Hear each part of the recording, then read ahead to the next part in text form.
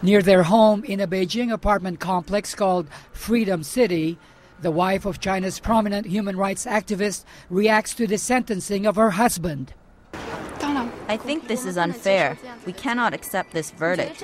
They have 10 days to appeal, but she does not see much hope of reversing the verdict, even with China in the spotlight ahead of the Olympic Games.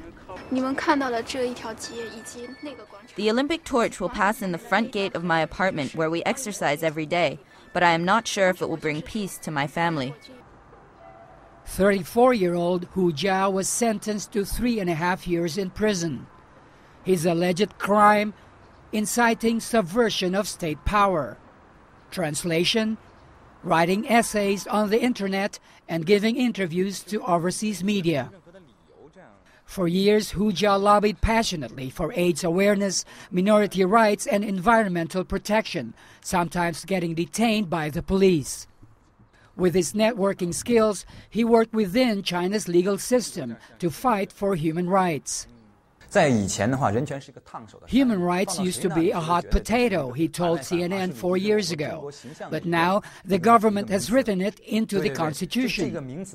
He was optimistic, but not naive. The Constitution has been like a balloon floating in the air, he says. It's beautiful to look at, but always unreachable from the ground. He and his wife were detained in their Freedom City home for more than 200 days until he was formally arrested in December. Weeks before Hu's sentencing, his lawyer insisted Hu had done nothing illegal.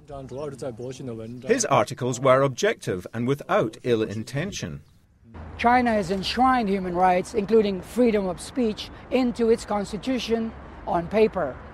But when it comes to exposing sensitive issues like violations of human rights, Chinese authorities still do not tolerate vocal critics who refuse to be silenced. Jaime Flor Cruz, CNN, Beijing.